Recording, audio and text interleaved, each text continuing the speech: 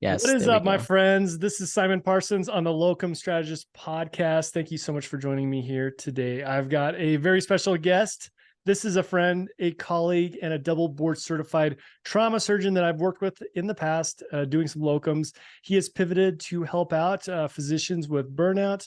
He is an expert when it comes to mindset and personal development. So I thought this would be a very fitting conversation to have because today we're going to talk a little bit about physician burnout and what that looks like, what to be aware of, how you can mitigate that. Locums can certainly be a part of your plan, but he's also got some other areas that you can focus on. And I'll also introduce you to him and where you can find him at the end of this episode. Felix, how are you doing today? Man, I am on fire. I've been looking forward to this ever since we talked about this idea because I mean, I don't know, even just when we did the locums thing a few years ago, it's always been just incredible talking to you. So I don't know, I'm looking forward to this conversation, man.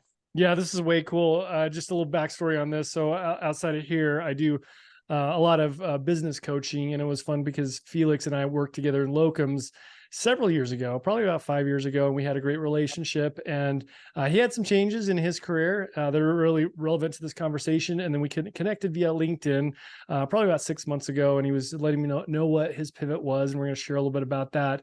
In fact, I wanted to start with that. Let's ask you a little bit more about your history. I want to hear how you became the superhero that you are. Tell me about, like, growing up and then getting into surgery, and then tell us a little bit more about what you pivoted to and why.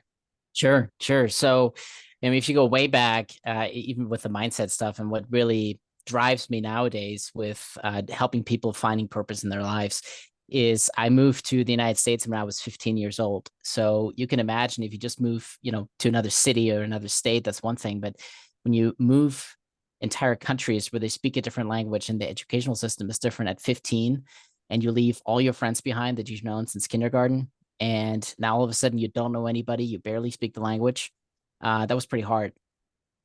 So that's I think looking back at that time, that's really informed a lot of what I do nowadays. So then I finished high school, and I actually graduated with honors, cum laude, whatever it was, which was quite surprising to myself at the time. But I put in a lot of hard work. And I went to college in Miami, and was thinking of going to medicine. So I went to medical school, stayed in Miami for that, then ended up in Pennsylvania for a general surgery training program for 5 years, just outside Philadelphia. And then I owed the Air Force, actually, the United States Air Force, 3 years on active duty to pay back some of the years that they paid for medical school. And that's how I ended up in trauma surgery because I went to St. Louis. At St. Louis University, they have a trauma training program. And at first I was thinking, well, why St. Louis? And it dawned on me at the time, actually, until 2023, St. Louis was the city with the highest per capita homicide rate in the country. So it was pretty much the right place to be for trauma. That's how I ended up in trauma. And as a side gig, I was looking for additional work, and that's how we ended up with the locums that you and I connected on. And over the years on my personal life, both between my career and also uh, myself being really misguided, really having not much of a guidance in my life. I really didn't have any good mentors in my life, good people to look up to for guidance or help. I was kind of just trying to figure this out on my own. Um, I ended up getting divorced twice officially. Although my second marriage, I pretty much don't count because that lasted less than a year. Yeah, I ended up divorced, and my ex-wife is from the just around the Toledo, Ohio area. And so when she moved back here to be closer to her family, I ultimately followed suit just to be closer to the children. And so that's how I ended up in Toledo. And what I realized at the time was I needed more time for my kids. And so I did my first sort of career pivot, if you will. I went out of trauma and general surgery altogether at that time and went full-time wound care, which has been amazing. I mean, I have no nights, no weekends. I don't take call. It's all outpatient basis, and I have time for my kids, which has been absolutely phenomenal. Of course, what I had actually planned, and you and I had talked about this many years ago, just before I moved to Toledo, is my initial plan actually was to go locums full time. But my partner at the time was really against that. She really didn't like the idea of me being gone for, let's say, 2 weeks out of the month. And so I was looking for other opportunities, and that's how I ended up in wound care. But I think locums would have been a terrific opportunity to be able to be present for family when I was home, and then focus on work elsewhere, and not be too involved with the politics of hospital systems, whatnot, really just focusing more on actual patient care. But over the last couple of years since then too, I've realized that I was looking for more. And through a pretty circuitous route, I ended up in the coaching sphere. And I'm still in the middle of a certification program. Well, technically, I've met all the graduation requirements for the certification. I'm just waiting for the paper in the mail right now.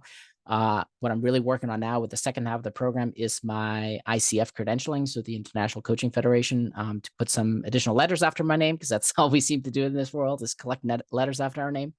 But I want to be a certified and credentialed coach to help other people who've been on similar trajectories in my life.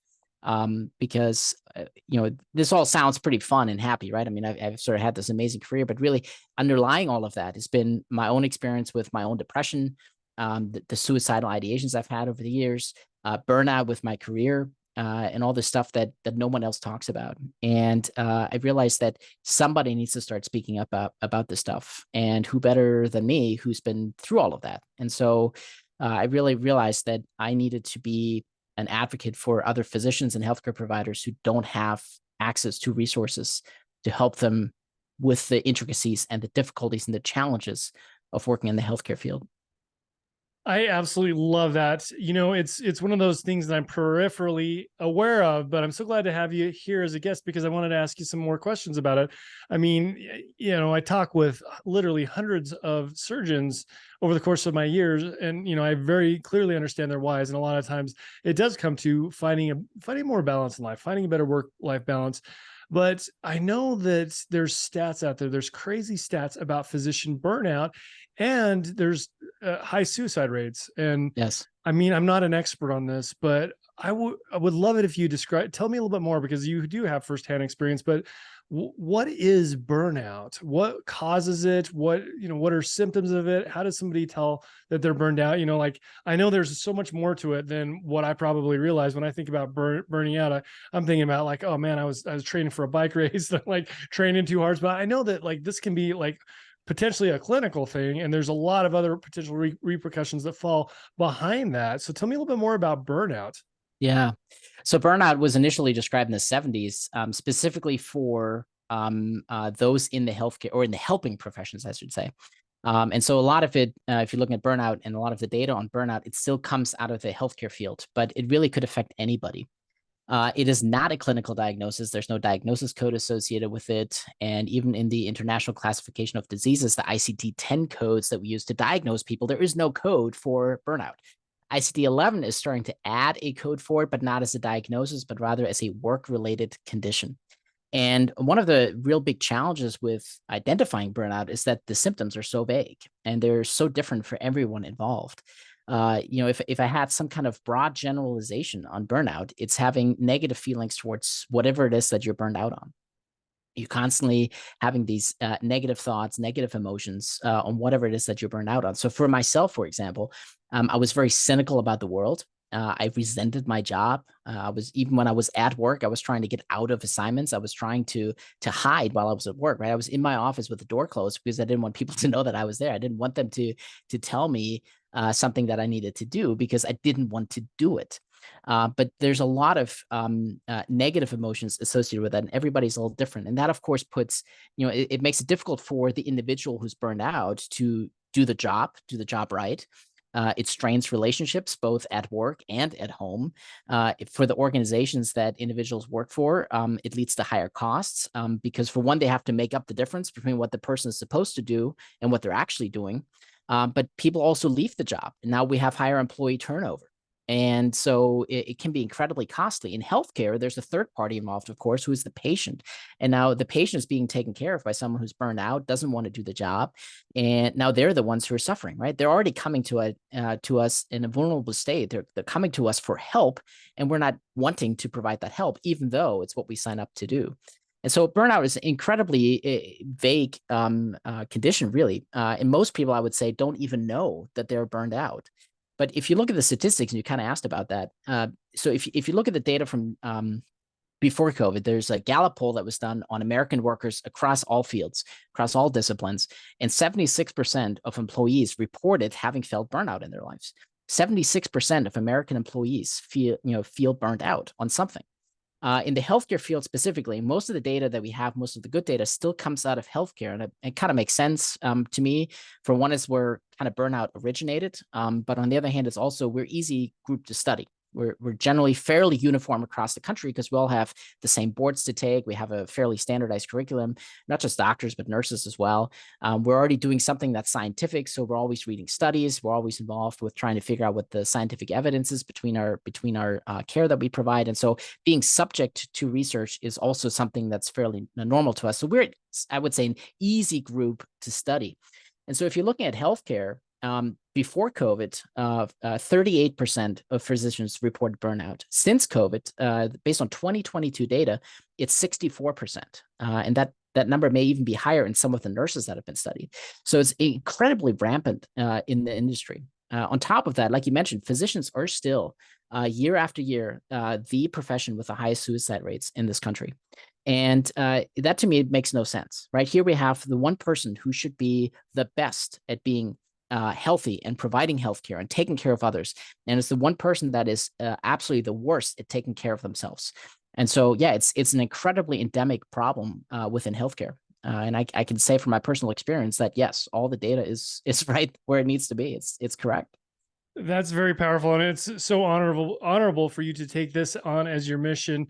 I did want to comment about like kind of my perspective on this, because I do feel like Locums has a good place to play in this, because a lot of people get, I feel like part of the root of this is this industrialization, so to speak, of healthcare, where like bigger and bigger entities, and I don't want to make this episode about like the bad guys in healthcare or anything like that, but sometimes it feels, based on the conversations I have with physicians, that the people who are on the ground floor, the people who are the warriors that are taking care and healing and saving people's lives, are often the byproduct of this industrialized machine that is highly driven by profit. We're all here to make some money, right? I get that, but it feels like they're squeezing the orange way too hard, trying to juice this out of like our hero providers that are helping people. And the cost of this, it only increases, in my opinion, it increases the cost, because Locums isn't exactly the cheapest thing, but it's a byproduct of this industrialization to create more profits, squeeze physicians more. They get burned out. They pivot to Locums to take more control of the life balance, therefore raising costs. So Yes. I feel like Locums is, hopefully it creates a little bit of balance in there. Do you have anything to add on that? No, I mean, I think you're right on the spot. You're absolutely right. I think Locums is a wonderful, easy tool for people to start regaining control over their lives. Absolutely. I mean, just even on the cost side of things, right? I mean, we have known, this is data that was presented to me when I was going through medical school in the late 2000s, right? The cost of healthcare has a linear correlation with the number of MBAs in the system. And case in point, just a few days ago, I saw a patient at clinic and he was complaining to me, "Doc, every time I come here, I get charged $500 for a visit. What gives?" And I said, "Well, first of all, I don't make up the rates. I have zero control over that. But let me show you something." So we pulled up the CMS website with the physician's fee schedule. So the government releases every year what the government reimburses physicians, for each CPT code that we put in our procedure codes, right? And so for that particular visit, for that particular code that I billed for that patient, the physician reimbursement by CMS is $39.37. So I told him, "Look, I don't know where the other $460 for the visit come from, right? But I would be, if I was an independent practice and I'd be collecting less than $40 for this visit for myself." Right. So, yeah, the cost is absolutely tremendous. And if you also look in addition to that, we have an aging population, a population that's getting sicker by the minute. And now we have an increased demand on the healthcare system that has fewer providers at the bedside. So, yeah, it's this vicious cycle that we're in, where it's just going to get worse and worse and worse until we start fixing the system as a whole. Yeah, this is good to have this conversation, because I feel like there's certain industries that after a point they become too costly and inefficient, that they are ripe for disruption. And I do feel like Locums has a part to play in that. This episode's not meant to be pitching Locums, but where I want to go next with this is, you mentioned that Locums can play a part of that. And I also know that you have I believe it's a 5P process on helping people deal with some of these, I would like to have you share some of the stuff that you feel like could help physicians out when it comes to burnout and taking control of their career. And I'd love to hear a little bit about locums because you've done it, but also I want to add value to the listeners and share some of the stuff that probably a lot of physicians aren't aware of. Like you and I are in the personal development world. I know from my personal experience, like doing some of the mindset work, doing some of the mindfulness and like investing in the stuff that you do has radically shifted the course of my life, and it feels pretty good. And I would love for you to talk about some of that because I know you're passionate, but I know that there's some real world utility for that. But let's start with the locums part. How do you see locums mitigating burnout or enjoyment of your career? How, you mentioned that at one point you thought about doing it full time so you could be completely present with your family, but then when you're off working, you were there making money and you're focused on that. How does locums play a part in creating more balance for a physician? No, I mean, I think there's multiple reasons. I mean, for one, it takes control away from the system, right? The system I work for, they dictate how I provide care. There's things that I have access to and things I don't have access to. They tell me how to practice medicine. So I think if we want to change the system, physicians need to regain control over the healthcare world. And one of the easy ways to get into private practice, or not necessarily private, but independent practice, I should say, is through locums, right? You gain control over your system. So I did the survey over the last couple of weeks on healthcare providers, trying to figure out what their personal experience and opinions are on burnout. And a couple of the response that I've had, actually, several responses have talked about we need more time off, and B, we need the system to respect our time off, right? There's so many people say, even when I'm off, when I'm on vacation, I get phone calls, I get pages, I get emails about stuff when I am not working. And so that's where locums, I think, can help tremendously, because while you're there for your week or two or a few days or whatever your assignment is, right, you're there and you're focusing on work. But when you're not there, you're not there, right? It's no longer your responsibility to take care of a patient that you're no longer on assignment for. And so it's an easy entry point. When I was looking into private practice for myself, the cost of entry from a financial standpoint was just it was just absurd, right? I mean, for my first year in business, I was looking at $120,000 right off the gate just to get started, between malpractice insurance, EMRs, resources, access to insurance companies, all that jazz, right? And that's $100,000 I would have to do out of pocket before I even brought any profits into the business. So the barrier of entry into private practice is pretty substantial these days. So locums, I think, is an easy stepping stone in that direction, though, because again, it takes control away from the systems. They can no longer dictate how I do care. I mean, there's obviously some regulations and stuff that you have to do, but if I'm not working there, I don't care about the hospital politics in that location, right? And if I don't like the hospital, guess what? I'm not signing up again to go back there. So it gives control back to the physician in a very easy, low barrier entry way. So I'm a big fan of locums. I think it needs to be done. And you could see the same trends in the nursing world, right? I mean, what happened during COVID? Nurses quit and became travelers. And the travelers, first of all, they make more money than the staff nurses. And B, they have way more control over their schedules. And it's the same thing for physicians. If we had more locums physicians, it gives control back to the physician over their time. And ultimately, in the long run, hopefully that'll give us back control over the healthcare system as well. I love that. That echoes a lot of thoughts that I have. So thank you so much for sharing your perspective on it. And I think it hits different when you hear a physician talking about it. Felix, let's talk a little bit more about some of your steps, some of your processes to help physicians take control of their internal state. Right. Absolutely. So one of the first things that I did as part of my business in the coaching world is actually put together a package on burnout. I call it the Phoenix program. You're rising from the ashes, if you will. And it's stooped in the 5 Ps that you had mentioned before. And the 5 Ps are positivity, purpose, priming, planning, and physical exercise and play. And those are really the core foundation of the program. I have videos actually on each one of those that are accessible on my YouTube channel or on the podcast. So if anybody wants to learn more about any of those 5 Ps, what they mean and what you can do about them, that's a great place to start. On the website too, I have a mini course that's a free 14-day course, self-guided via email, that takes you through all the 5 steps and all the exercises you got to do. I have a video series that's a little longer. It goes into a little bit more of the science behind it. It dives a little deeper into each of those aspects to really try to give people purpose back in their lives, to find meaning, to find fulfillment, to find happiness.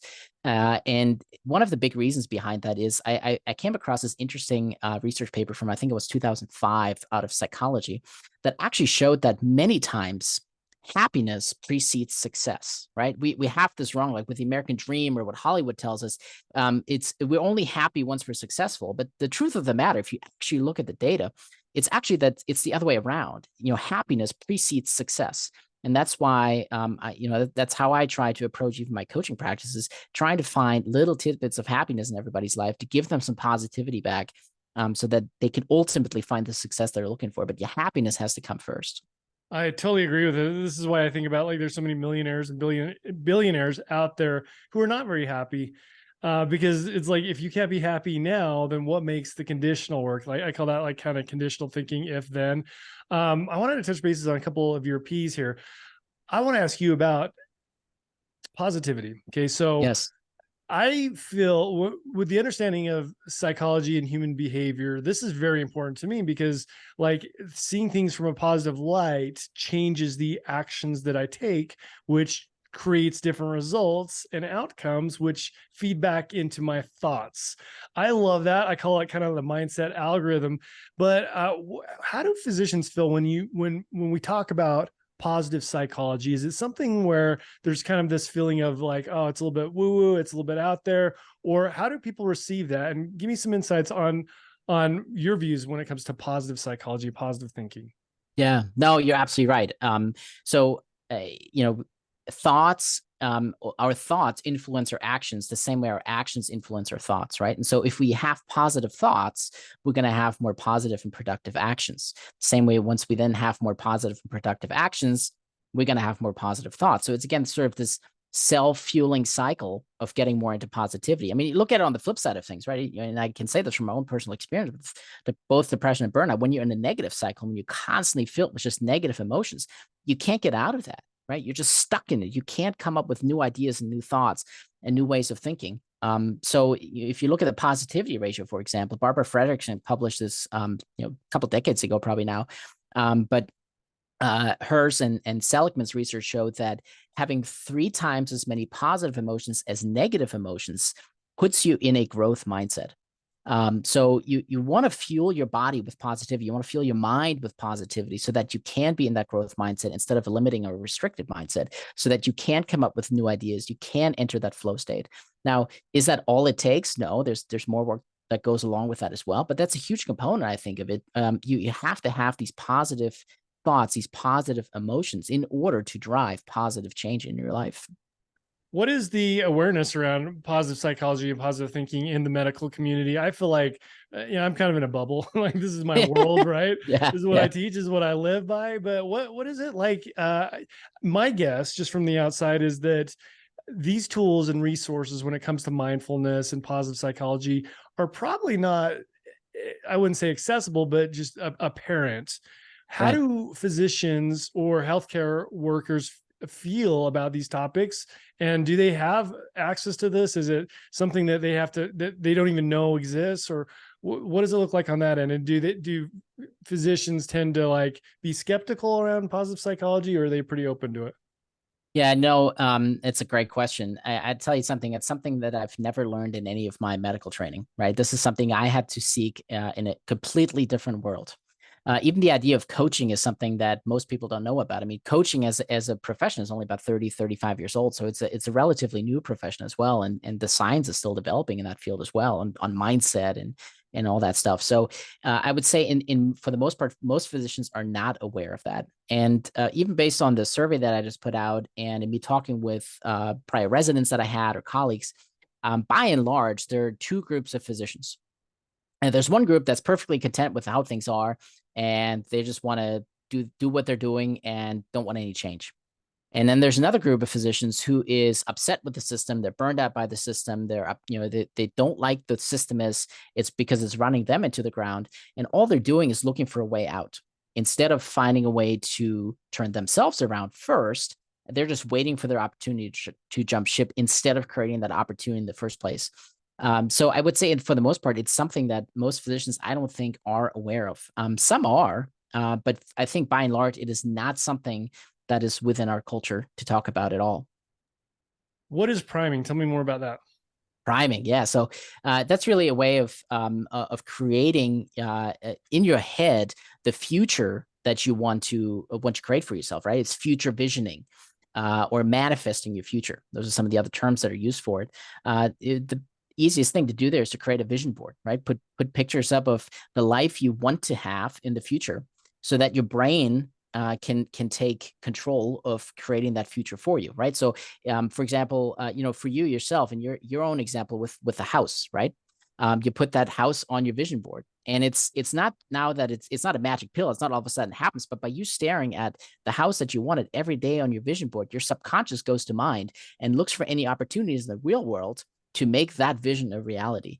And so that's what priming is. It is creating in your mind a picture of the future that you want to create for yourself, so that your subconscious over time can drive you in that direction.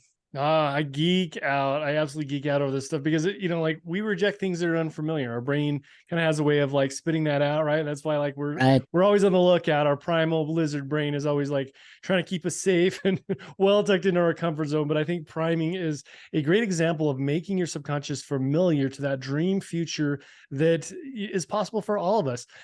Felix, like what's it cost if for most physicians if they don't start putting their mental health first?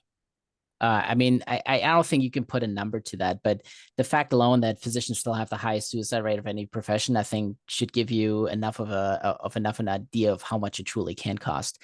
It's awful. It's absolutely awful, and it's obviously for the physician, the nurse, whatever healthcare provider you're talking about. It's their own personal life is at stake, right? Their own future is at stake. The relationship with their partner or spouse, their children, their family, their friends, right? And then also the patients that we're taking care of. So I don't know that you can put a money to it, but monetary amount to it, but the cost is substantial. And I think having good mental and emotional well-being is so important for everything else in life.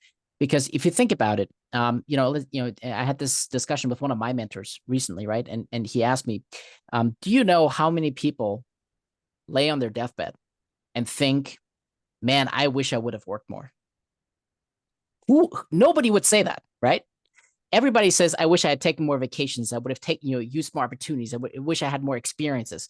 Wish I would have gone to that place, or, chased that woman or whatever, right? You always looking at the things that you may have missed out on, but nobody ever talks about on that deathbed, man, I wish I would have worked more. And that's really where we work ourselves into the ground, right? Because we're missing out on all the beauty that life has to offer for us, all these experiences that we could have. And we're really making our own lives more miserable by continuing with the same shit every day. And so, yeah, I don't know that you could put a monetary amount to it, but the cost is substantial. I would agree with that. I always think like, are you going to get to the end and wish you would have, or be glad that you did? On my hand, like I talk with people who they decide to take control. That it's never too late to take control of this, but I will say that the earlier the better, because like there's people that I know that have missed out on their kids, their kids' performances and stuff. And just me seeing that, and also me being able to facilitate and people being able to take a little bit more control over their schedule, has shifted how I live my life. I am there for my children for every single event that they have, and I Right. always will be. And you all have that opportunity as well. But it's about doing some of the stuff that Felix is talking about, taking control of not just your skill set, but your mindset as well. So here's what we're going to do. I'm going to leave some resources specifically around burnout in the show notes.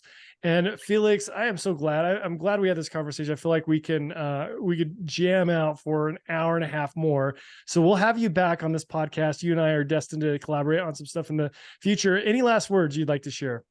No, I mean, I would just say if anybody's interested in the stuff that I have, any of my, all this stuff that I have on the YouTube, so podcast, my website, any of the resources that I'm making available, easiest place to find me is brokesurgeon.com. That's my link tree. It'll link to everything you need. I love that. That's an easy URL to remember. And again, I will drop all this in the show notes so you could easily connect with Felix. And thank you so much. I will connect with you on the next episode.